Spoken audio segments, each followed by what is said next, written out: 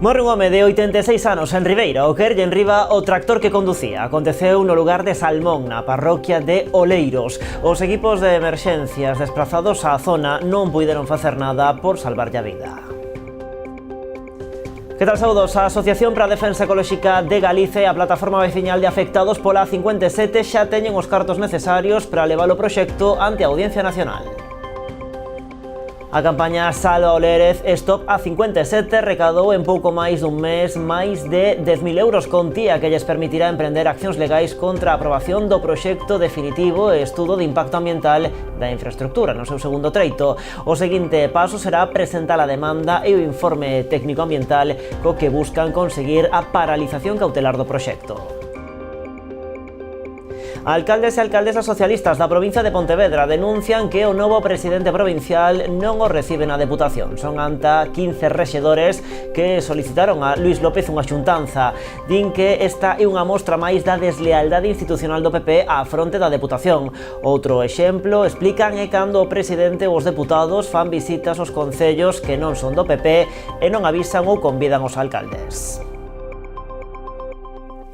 Vila García lanza a segunda edición de Infórmate. Trátase dunha xornada técnica de información e futuro laboral organizada pola Concellería de Xuventude.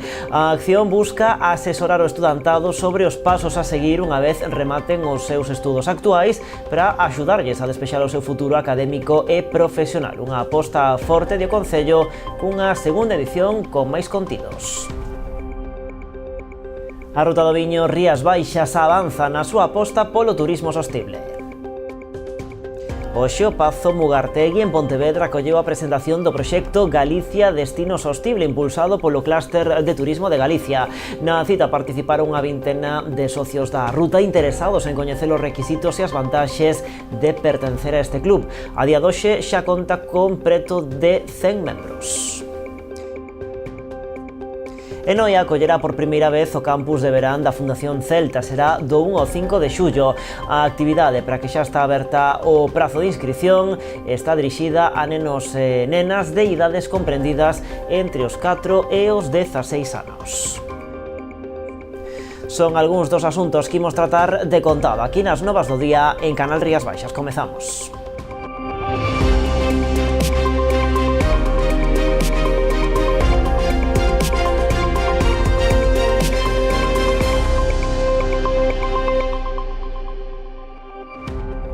E arrancamos con esa noticia tráxica que se producía en Ribeira nas últimas horas, o falecemento dun home de 86 anos despois de que lle caese enriba o tractor que conducía. Os equipos de emerxencia desplazados á zona non puideron facer nada por salvarlle a vida.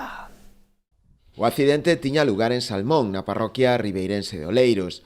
Por causas que polo de agora se descoñecen, o tractor que conducía a vítima, un varón de 86 anos que responde ás iniciais de IOTA-CC, emborcou nesta finca próxima á súa vivenda, caéndolle enriba. Foron os propios veciños os primeiros en socorrelo, alertando do acontecido aos servizos de emerxencia, que se trasladaron rapidamente á zona para atender á vítima. Cando chegamos ao punto, pois xa as persoas familiares e veciños lograran rescatar a vítima que estaba atrapada, movendo o tractor, e xa estaba no punto a ambulancia do 061, policía local,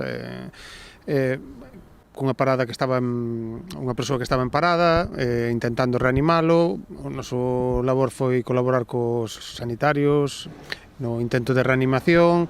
A chegada do helicóptero do persoal médico, pois non se puido facer nada e a persoa había falecido. Canto máis vello é o tractor, menos sistemas de seguridade ten. Hoxe en día, se compras un tractor, é obrigatorio ter o antivolco, que xa ven un sistema para evitar o atrapamento en caso de vuelco.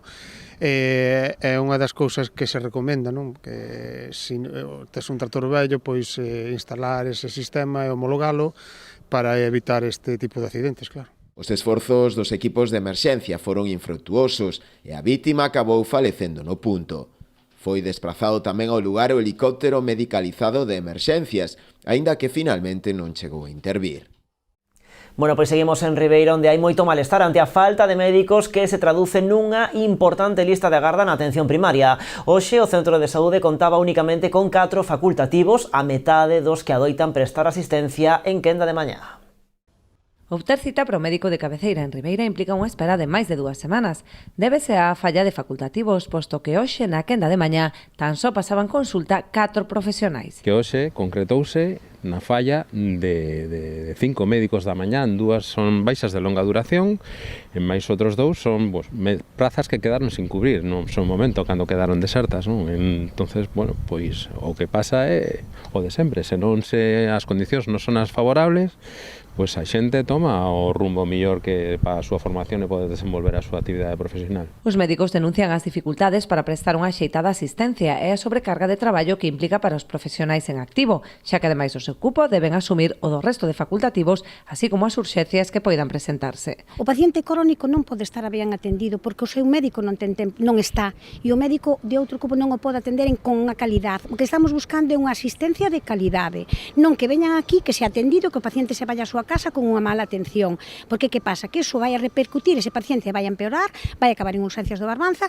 vai a acabar en urxencias do PAI, vai a acabar en urxencias do clínico. Entonces, temos unha atención primaria que é un pilar importantísimo como educación, non podemos romper este pilar. Dende o Concello presentaron un escrito ante o Sergas solicitando a cobertura urxente de todas as vacantes, ausencias e vacacións.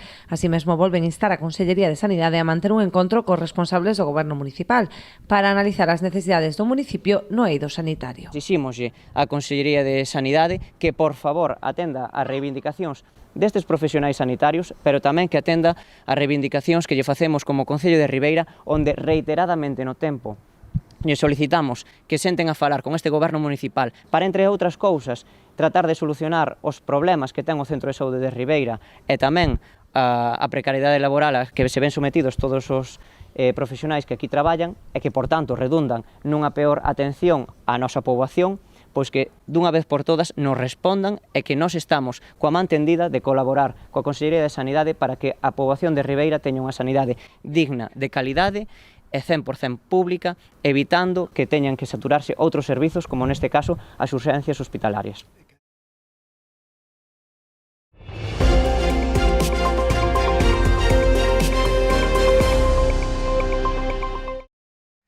A Asociación para a Defensa Ecolóxica de Galicia e a Plataforma Veciñal de Afectados pola 57 xa teñen os cartos necesarios para levar o proxecto ante a Audiencia Nacional. A campaña Salva o Lérez Stop a 57 recadou en pouco máis dun mes algo máis de 10.000 euros, contía que lles permitirá emprender accións legais contra a aprobación do proxecto definitivo e estudo de impacto ambiental de infraestructura no seu segundo treito, é dicir, o que unirá o lugar da Ermida en Marcón con Pilarteiros en Xeve. Para a Adega e a Plataforma, a rapidez en conseguir os cartos demostra o rexeitamento social que xera este proxecto polo seu impacto ambiental, patrimonial e social que consideran irreparable e inasumible.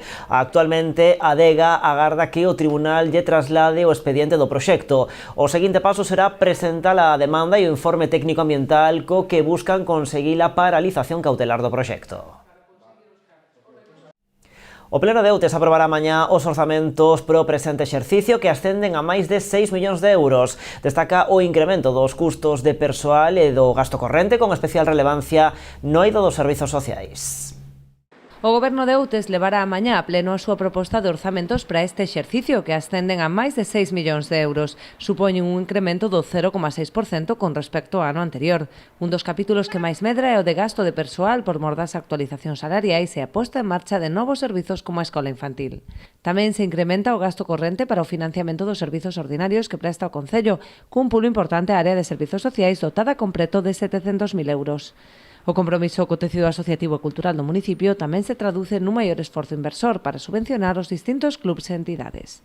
Intentamos, da man das propias entidades e do comité deportivo que existe ahora mismo no noso Concello, chegar a un acordo con todos para ver como podemos ir mellorando ano a ano o que se presta, o que se dá as entidades deportivas. Nestes orzamentos destinaremos 164.000 euros en promoción cultural, 96.000 euros en festas e 43.000 euros en turismo e patrimonio e imos facer un esforzo para mellorar a oferta cultural e festiva do noso Concello en todos os aspectos.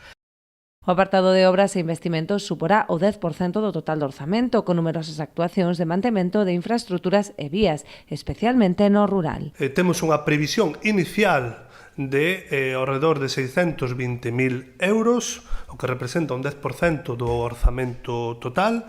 Básicamente están destinados a inversións para mantemento de infraestructuras pois, ao longo e ancho do noso concello, particularmente nas zonas rurais. Se ben, quero destacar que esta previsión é unha previsión estrictamente inicial. Estes 620.000 euros, dende logo, van ser incrementados posteriormente, en particular, logo de que se incorporen os créditos, as partidas, en este caso, do post-2023, tamén do post-2024, e tamén as partidas de investimentos doutras administracións, como poden ser a Xunta de Galicia. Prevemos que ao longo de 2024 se realicen investimentos no Concello de Outes superiores a 1,5 millóns. Alcaldes e alcaldesas socialistas da provincia de Pontevedra denuncian que o novo presidente provincial non o recibe na Deputación. Son ata 15 rexedores que solicitaron a Luís López unha xuntanza. Din que esta é unha mostra máis da deslealdade institucional do PP á fronte da Deputación. Outro exemplo, explican, é cando o presidente e os deputados fan visitas aos concellos que non son do PP e non avisan ou convidan os alcaldes. Unha tras outra, din os socialistas, sucédense as mostras de deslealdade institucional do PP na Deputación de Pontevedra. Segundo denuncian, ata 15 alcaldes e alcaldesas do PSOE que pediron unha reunión seguen sen ser recibidos polo presidente da Deputación, case un ano despois de chegar ao poder. Xa pasaron 9 meses e hai alcaldes e alcaldesas que todavía non foron recibidos polo presidente da Deputación. E é que eu creo que o señor López esquece, ademais, que os alcaldes e alcaldesas do Partido Socialista gobernan a medio millón de veciñas e veciños, que inda que só fora por iso, a súa actitude é lamentable, é partidista e é totalmente arbitraria. Entre os concellos que agardan por esa primeira xuntanza co novo presidente estaría o de Meis. Ata aquí xa se achegou Luís López, pero para asinar un convenio herdado do anterior goberno provincial. Nese sentido, en relación coas visitas do novo executivo provincial aos municipios do PSOE, denuncian que tampouco son convidados a asistir. Un exemplo aconteceu a semana pasada tamén en Meis, cando López e o presidente da Xunta visitaron a canceira provincial da Armenteira. Ninguén convidou o concello. Cando nos gobernamos a Deputación de Pontevedra, non había un acto, non había unha inauguración, non había unha entrega incluso de diplomas a unha asociación de veciños no que non se avisara coa debida antelación a alcaldía dese concello de que as deputadas e deputados, incluso de que a presidenta, iba a estar nese concello. Ao mesmo tempo aproveitan para cargar contra a falta de iniciativa dun goberno provincial que consideran paralizado, como por exemplo no caso do mantemento e renovación da rede de estradas provincial, un asunto que levarán ao pleno deste venres a través dunha moción. Presentarán tamén outra sobre as estradas de titularidade autonómica, unha rede que din está contaminada de intereses partidistas do PP. Unha mesma estrada autonómica non está atendida do mismo xeito segundo pase o trazado por un concello que estea gobernado polo Partido Popular, que normalmente está nunhas situacións óptimas, e en cambio ese treito da mesma estrada provincial, cando pasa por algún concello no que goberna outro partido, ben sexa o Partido Socialista ou outro partido político, non están atendidas da mesma maneira. Por outra banda, tamén cualifican de escándalo o novo Máis Convivencia, o programa do anterior goberno en ruta coa Depo, no que se investía $500.000. Agora denuncian que o orzamento se recortou a máis da metade e que aínda por riba a Deputación descarga nas asociacións da provincia toda a tramitación do programa. E aínda da política, o BNG do Barbanza, a través da súa deputada Rosana Pérez, presentou unha proposición non de lei para o seu debate en sede parlamentaria relativa á necesidade de modificar a Lei 6/2017 de Portos de Galicia para eximir así os concellos e entidades en ánimo de lucro do pago pola utilización dos terreos portuarios. Segundo indican dende a formación nacionalista, o ente autonómico ingresou en concepto de canons e autorizacións durante o exercicio de 2022, o último disponible na súa páxina web, preto de 2 2,9 millóns de euros, unha cantidade para eles moi importante.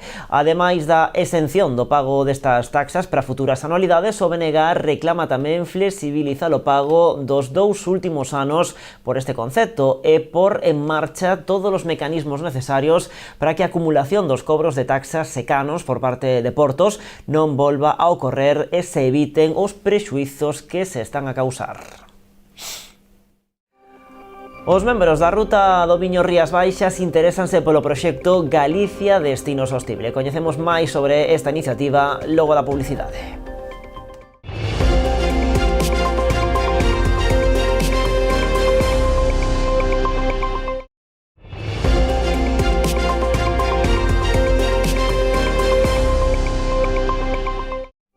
Aquí estamos nas novas en Canal Rías Baixas, a chegar os servizos sociais a toda a cidadanía e dar a coñecer os recursos que ofrecen. Este é o obxectivo da campaña de dinamización que vende poñer en marcha o Concello de Ribeira a través da instalación de soportes informativos en puntos de interese de todo o municipio. O Concello de Ribeira instalará tótems informativos en todas as parroquias para dar a coñecer os recursos e programas do Departamento de Servizos Sociais. Con esta campaña de dinamización buscan chegar a máis poboación divulgando as distintas áreas nas que traballa o plan comunitario. Garantizar y facilitar que toda la población disponga de la información necesaria de los servicios sociales comunitarios. Conocer nuestro departamento y las áreas y los recursos sociales. Y difundir toda la información a toda la población. Para realizar esta campaña vamos a proceder en distintos lugares de nuestro concello, en lugares de gran tránsito de población. Hemos colocado y vamos a colocar unos tótems con unos dípticos para que todos los ciudadanos y ciudadanas puedan recoger y enterarse un poco más de los servicios comunitarios. Ao mesmo tempo, con esta campaña, o Concello busca detectar as posibles necesidades existentes no municipio para atender a aqueles colectivos máis vulnerables a través de programas específicos. Temos que salientar o servizo de apoio e educación familiar, servizo tamén de vivenda alternativa ou o programa de exclusión social co que pretendemos chegar a moitas persoas que neste momento o están pasando mal.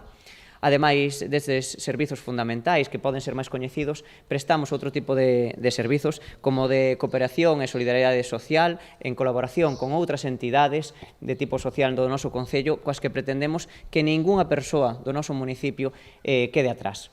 As columnas informativas dotadas con dípticos instalaránse inicialmente nos centros sociais e culturais de toda a parroquia, así como en diversas instalacións públicas de Ribeira, entre elas o Centro de Información á Muller, o Auditorio, o Museo, o Centro Cultural Lustres Rivas ou o Complexo Deportivo da Fieiteira.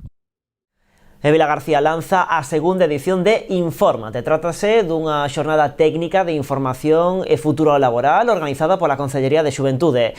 Está dirixida a alumnado de cuarto da ESO, primeiro de bacharelato e primeiro de ciclos medios e superiores de formación profesional da cidade. A actividade busca asesorar o estudantado sobre os pasos a seguir unha vez rematen os seus estudos actuais para axudarlles a despexar o seu futuro académico e profesional. Unha aposta forte do Concello cunha segunda edición con máis contidos e máis ampla.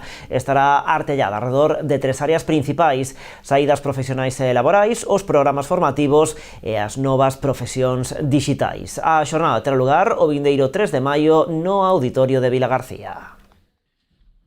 Facilitar ao estudantado unha maior orientación académica posible para facilitar unha adecuada elección dos estudios nos que se vayan a encamiñar na procura do seu futuro laboral. Ofertar, como decíamos, un abano amplio de titulacións e estudios en consonancia coas novas profesións de hoxendía que está a demandar o mercado laboral e fornecer un foro de diálogo de cooperación entre todos estes actores da comunidade escolar, empresa e outras institucións para intercambiar experiencias e ideas.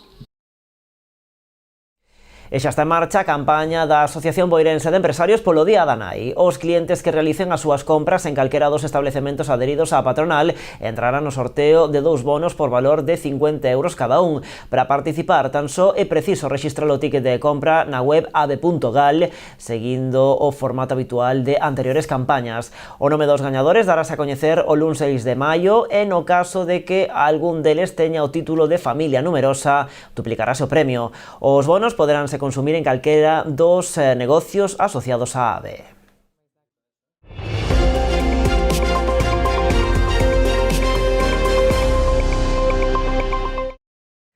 A Ruta do Viño Rías Baixas avanza na súa aposta polo turismo sustentable. Hoxe o Pazo Mugartegui acolleu a presentación do proxecto Galicia Destino Sostible, impulsado polo Clúster de Turismo de Galicia. Na cita participaron unha vintena de socios da ruta interesados en coñecer os requisitos e as vantaxes de pertencer a este club. A día de hoxe xa conta con preto dun 100 de membros.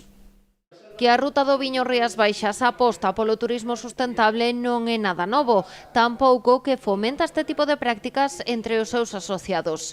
E agora deu un paso máis, dando a coñecer entre os seus socios o proxecto Galicia Destino Sostible. Primordial, fundamental, apoyar este club de producto, este proyecto que nace en el seno del Clúster de Turismo de Galicia, apoyado por la Agencia Galega de Turismo, y entendíamos que todos los asociados de la Ruta del Vino Rías Baixas deberían conocer de lleno este nuevo club y desde luego en un futuro poder ser socios, ¿no? Poder ser parte de este proyecto sostenible, ¿no? Apostar por esta sostenibilidad que tanto están demandando los turistas nacionales e internacionales. Unha vintena de asociados participaron na presentación deste club de producto impulsado polo Clúster e a Xunta de Galicia. O obxectivo pasa por integrar toda a oferta turística sustentable. É unha ferramenta indispensable hoxe en día.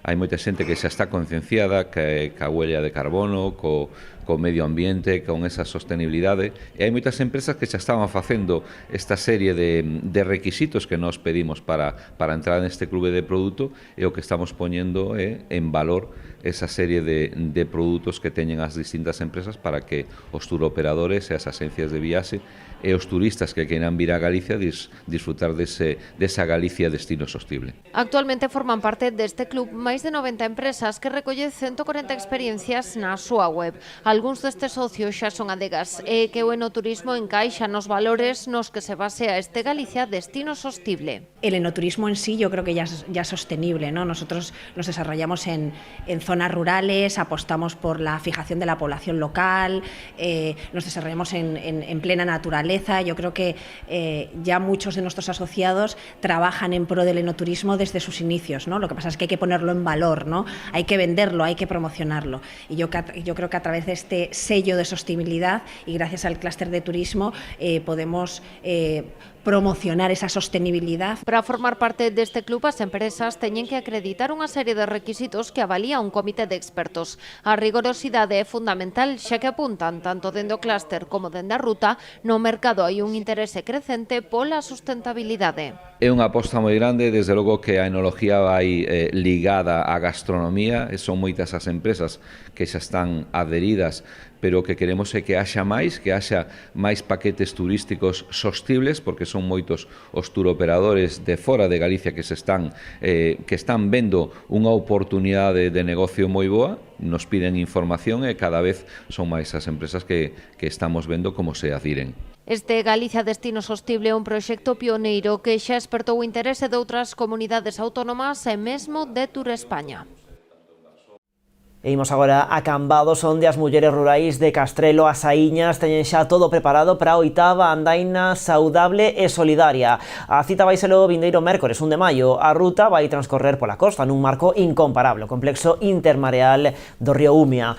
Este ano dirixirán novamente os seus esforzos cara á Fundación Andrea de Santiago. Trátase dunha entidade que axuda a rapazada con enfermidades de longa duración, crónicas ou terminais. Trátase dunha andaina para todos os públicos, de acceso libre e de balde. Iso sí, no momento da entrega dos dorsais haberá un peto onde se poderán facer doazóns que serán entregadas íntegramente á Fundación. Nesta ocasión, a madriña do evento será a presentadora Lucía Rodríguez. A música da Aña volverá a soar este sábado en Pontevedra. A Praza do Concello acollerá unha nova edición da Aña Urbana, unha cita que mestura tradición, música e lecer colectivo. Habrá concertos, bailes e obradoiros que se prolongarán durante toda a xornada.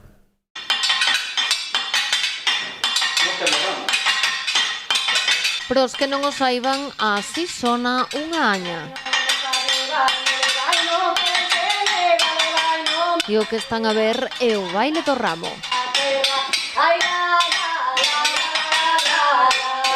Xuntabas a veciñanza nunha leira, traballaban todos xuntos e se dividían por bandos. E ao final de todo faise o o baile do ramo con unha de todas as mozas que houbera por ali, unha a unha, vai sacando un mozo e ao final chanta no chan, na leira, o ramo. Como dándolle... Aquí hai como algo subsacente de... como unha festa de fertilidade da terra. Ambos teñen a orixe na tradición popular no momento de preparar a terra para a semente do millo. Este sábado recrearánse en Pontevedra nunha nova edición da Aña Urbana. Vai ser unha fin de semana moi alegre, con Pontevedra convertida nun fervello, entre outras cousas, porque este sábado 27, pois temos unha edición máis da Aña Urbana na Praza do Concello. Ali haberá unha carpa chea de actividades dende as 11:30 da mañán. A Asociación Cultural Trepia encárgase da organización. Haberá de todo: artesanía, comida, música, bailes e mesmo obradoiros. É unha festa como todos os anos, habrá baile, habrá, como dixe o Demetrio, obradoiros de Legón, obradoiros de baile do ramo. Que na carpa tamén haberá postos de artesanía e de comida, entón podes estar todo o día, toda a noite que irades, que aí non vai faltar de nada. Na cita participarán este ano 5 grupos tradicionais que ás 12 do mediodía farán un roteiro pola cidade para animar a xente a chegarse ata a carpa. Xa pola noite actuarán os grupos Comando Curuxas e Morenos Peludos. A festa prolongarase ata ben entrada a noite. E falamos agora de fútbol porque Noia acollerá por primeira vez o campus de verán da Fundación Celta. Será do 1 ao 5 de xullo. A actividade para que xa está aberto o prazo de inscripción está dirixida a nenos e nenas de idades comprendidas entre os 4 e os 16 anos. Hai uns días presentábase no Concello Noiés a primeira edición do campus de fútbol de verán da Fundación Celta. A actividade que se desenvolverá do 1 ao 5 de xullo xorde en colaboración co Noia Club de Fútbol e co propio Concello. Estará dirixida a nenos e nenas de idades comprendidas entre os 4 e os 16 anos, que poderán mellorar as súas habilidades futbolísticas, pero non só iso. Al final lo que buscamos con este tipo de actividades es que los niños tengan alguna actividad más de ocio durante el verano y de la mano del Real Club Celta pues les sirva para seguir adquiriendo, aumentando su formación futbolística, ¿no? Es decir, normalmente suelen venir niños que trabajan durante todo el año en diferentes clubs y para que sigan mejorando un poco esa formación. Tanto dende o Noia Club de Fútbol como tamén dende o Concello destacaron a importancia desta proposta deportiva. Queremos agradecer tanto a Fundación Celta como o Club de Fútbol Noia que se puxeran de acordo para ampliar a oferta deportiva para os nenos e para a formación dos máis pequenos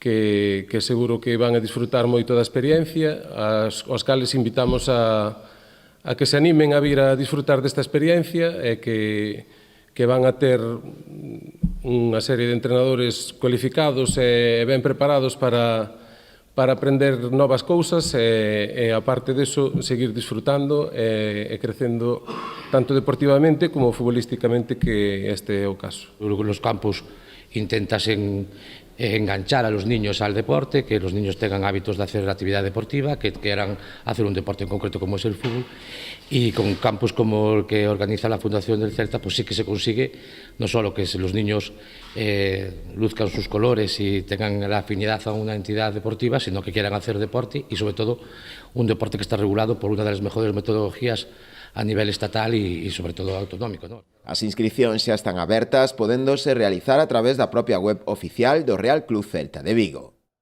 E para rematar as novas falámoslles da campaña impulsada pola Asociación Amicos para sensibilizar e informar a veciñanza do Barbanza sobre o autismo. A exposición itinerante que comezou a súa viaxe o pasado 2 de abril en Ribeira con motivo do Día Mundial da Concienciación sobre o Autismo está agora en Rianxo. Pode visitarse na Praza de Padrón, onde permanecerá ao longo de toda esta semana.